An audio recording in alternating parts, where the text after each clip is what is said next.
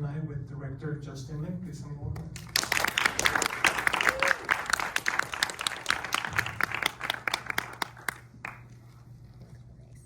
Thank you for joining us, Justin. No, thanks for having me. Thank you guys for, wow, sorry. So I understand that you had a sort of a very strong reaction the first time you learned about John's story. Talk to us about that moment when you first heard about him and his story. Yeah, it was 2018, I was at an airport and the news broke and I had a very strong reaction, and then they popped this, photo up and it was the Asian American face, and of course I'm projecting all my issues onto that face. And then the third thing was it said John Allen Chow, 26 years old, and something hit me. I was thinking that that's somebody's son, that's somebody's brother, and for me to kind of judge and dismiss within 20 seconds and to move on, it really it didn't sit well with me, And I think it was a year later I read Alex Perry's article in Outside Magazine, and he was able to get a window into John through the father, Patrick, and it really kind of moved me, and it made me it kind of inspired me to say, well, I've been making all these kind of studio films, and I've been talking about wanting to do something indie. Could this be it? And in 2022, I read Ben Ripley's script, and I felt like it was really interesting the way the structure. He had something that Mira was the creation that's kind of procedural in exploration of John, and I felt like that was the right approach, and it took us 2 years to work on the script. We must have done 60 drafts. Wow. And that's the thing about indie movies. There's no timeline because nobody, it just nobody wants to get it made, So you just talk to people and you just keep pushing forward, and slowly, Oliver's here. He was the cinematographer for this film. So he's here somewhere. He's the first person I called, and I said, hey, let's go shoot this thing, and let's 6 people, and let's go and shoot for 6 months. But the more we developed, and you can see right now, look how this is the longest crawl for an indie movie in history, and because it ended up taking all these people from my journey of 23 years as a filmmaker from around the world to come and help me bring the story to life. And so when you guys were developing the story, what were the sort of places where you felt like you could take more dramatic liberties and sort of play with the story, or perhaps insert yourself in it? It was interesting in the sense that John left social media posts, his journal. He purposely left it for all of us to read. And the first thing, when I was reading it, of course I'm going, did this really happen? And soon I realized, well, what if the exercise is not about this really happened? Let's explore why he chose to write and these stories to kind of share with us. There are all these big gaps, and how do we fill in those gaps?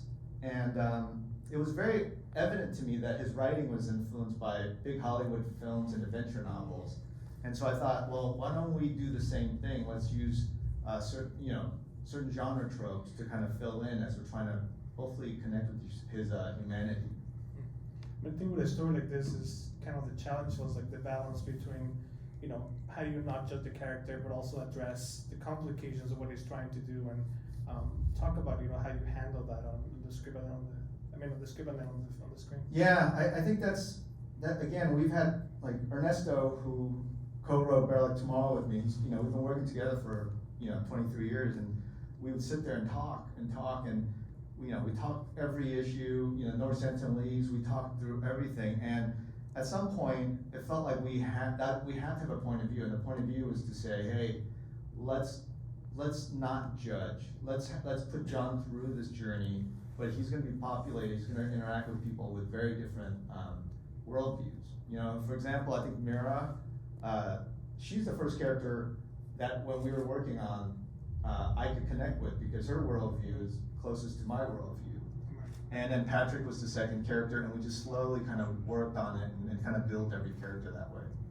Talk about the father-son relation, which becomes very, pivotal, particularly towards the end of the film. Where did that come from? The article, from you wanting to sort of work yourself into it? Was it inception? Yeah, in the article, it was heartbreaking, because you could feel that Patrick, who's this, Asian American immigrant, who's kind of living the American dream, has an amazing family, and he was trying his best. And I have a teenage son, so I know how it is. Like, I don't want him to be hurt. I want to protect him, But at the same time, he needs to grow as a human being, And what I learned from this and from the article is that, as a parent, sometimes we try so hard, and we try to kind of impart our knowledge or wisdom on our timeline, and that never works. And I could see that reading the article, that that's what was happening, and sometimes we just miss each other, and I think that was to me, that's kind of what was tragic about the relationship. What was the process to find Sky Yang, who plays John? This is an interesting story. They were, in 2022, they were showing Better Luck Tomorrow for the first time in London at the BFI. And so I flew there, and I'm sitting in the green room, and this kid walks in, and I'm like, wow, he looks like John Cho. We were starting to like develop the script and stuff, and he did a spoken word, Sky. Amazing. I was blown away, and I'm like, well, this can't be, And so I didn't think anything of it. And then so when we started casting, we did a worldwide search, and Sky just kept popping up. And but I was like, God, I met him, at that screening. But it was a pretty intensive process of just kind of trying to find someone. And he, I ended up workshopping with him for a bit, and it was one of the best experiences for me, and I'm so proud of him. And he just went fully in, to be John, and I can't wait, for people to kind of see his performance, but also at the same time for his career. I just can't. He's just such a great actor. What sort of conversations do you have with him about how you wish he would play John, and sort of the intricacies of his mental state that we on screen? Yeah, I did this thing where I said, we get one day early on. You want to be cerebral and stuff, let's talk it out. Right. And that's it. After that, like, I want you to not judge. I want you to kind of immerse yourself and try to be John. He is someone that was born into a loving, Christian family, in the Christian community. And let's stay true to that the best we can. And so Sky, he would disappear for months, and then he would come back and share all these stories with me. And first I was a little worried, because he would just go and travel by himself. But he was trying to connect and find his John. I feel like what's interesting to me about this story too, that, whether, his actions are questionable or not, the conviction that he has is, interesting and complicated. The notion that he really believes that this is his mission. I feel like if that could have been challenged into something else, that sort of drive is really powerful. Is that something you thought about? Oh, definitely. I think that's the thing about how, the humanity, you can have drive, you can have conviction, but we're also layered, we have ambition, we search for purpose, connection, and those are all things that, we talked a lot about, and the evidence is, you can still go on, Instagram and look at his post today, and why. So that was the thing that we wanted to explore. Where did you shoot the bulk of the film, and then did you travel to other areas too? It was pretty great. It was a 38-day shoot. We shot in 5 countries. At one point, we were going to shoot this movie in India. They had given us, they gave us the okay, and it was 2 weeks before production. They kind of shut us down, and we were going to shoot in Port Blair. And it was a huge blow. I went back home, we remounted, and then we went to Thailand. So we had a crew in India. Some of them went with us to Thailand, and we shot in Thailand, London, California, Iceland, and then we did get into India a little bit to do some shooting. That's intense. It's you're traveling and shooting in all these places, did it stop feeling indie because you were doing this much, or did it still feel sort of like small? The irony is that I think if, you know, I kind of love what I do because it never ends up what you plan, right? Because when I'm thinking of indie, I'm thinking of like, you know, Oliver and 6 people and we're just gonna go and shoot and chase butterflies for 6 months, you know? But I felt like the best version of this movie had to feel like a big Hollywood movie. So it changed the kind of equation of how we were gonna put this together. But I was very fortunate, you know, Clayton Townsend, who, you know, I've done the Fast movies with him. He's worked with Oliver Stone, Judd, he knows how to put all these things together. You know, he came, Jan, our production designer, you know, he was traveling everywhere to see, you know, to make sure that we can find our Port Blair, our, you know, North Central Island and everything. And it was a huge undertaking, you know, and like, you know, it was not easy. We shot, our first 2 days was in the ocean, you know, and you find it shoot in the water, a gust of wind comes, you're down for half a day, you know, and so it was really great to be able to be with all these people that we're making these big tent poles together, but now we're struggling trying to make this little indie, but to make it feel like a big movie. I mean, the opening sequence, just speared through the Bible feels like very Hollywood movie. The fact that, I presume that he believed that so he testified that that's what happens in his diary. That was, we had so many conversations about that every step of the way. Everybody would come up to me and goes, are we gonna shoot this? And I said, well, that's what, you know, let's honor in the spirit of what he was writing. And I think that was, you know, for me as a filmmaker, I felt like, definitely the way he wrote it, he was definitely influenced by certain, like I was saying, like Hollywood films and adventure novels. One of the things that's very shocking about this story is the notion that, you know, in the 21st century, there's still islands that are not connected to the world. That's, you know, kind of miraculous that they've managed to stay that way. And, you know, the violence is the way that that's happened. So were you thinking about this notion of like what it means to be so isolated in today's world?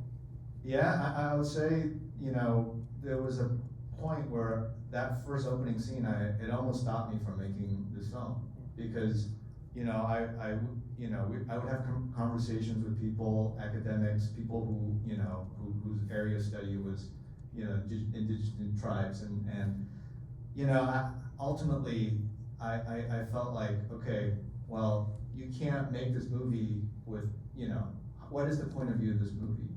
And so, again, reading John's writing, I felt like, well, he's the storyteller. So even the design, the shot, the language, the visual language for the opening sequence, you know, having designed all these big action sequences, you usually need 2 opposing forces. But I decided, you know, to never set foot on the island in that opening sequence, you know, and that it was gonna be John's projection, and to kind of design that was a real challenge. But I felt like that is something that took a lot of care, you know, a lot of conversations, and the camera never touched the island. You know, you talked a little about Mira, the Indian police woman, which is definitely a character that's needed, like a counterpoint, the one that's sort of like speaking for the Sentinelese and has her own story. I found it interesting that, you know, that she's not just a vehicle for the plot to advance, but she has her own story. Was that in the original screenplay, or did she come later in? I would say Radhika, you know, she's an amazing actress, you know, and it is really hard because there's not a lot of real estate for her, and she also starts out as a very procedural, almost like a TV show procedural character, and to be able to like build her so that, you know, when you get to know her, that sense of humanity, all those layers, that when you first meet her, it feels like she's lived in, you know, that she, you know, 5 minutes before the film, she had a life. An hour, you know, before, a year before. Now I give Radhika all the credit, you know, and I think we talked a lot about her character and how, you know, in many ways, because of who she is and her culture, she's built kind of an island, and that's her realization. So kind of working that way, you know, a lot of it, I give her credit because, I wasn't gonna, I told her, I said, we're not gonna be able to expand any more than the real estate that we have, so let's work within what we have. And I would say that was part of with this cast, you know, I'd say 95% of the conversations I would have with them, were not about what we're about to shoot. It was always about the character outside of the film. Were you aware of this sort of training that missionaries go to survive in, you know, whatever situation? That was kind of fascinating to me, knowing that they're trained to sort of be frugal and sort of know how to, you know, start a car and fix this and survive. That there's places that they're actually training people to do. It's fascinating. Yeah, I didn't know that either, but I think, you know, in researching, you know, and again, I think for a film like this, you know, we had a lot of time, so I talked to a lot of people very different backgrounds, and it was a fascinating world.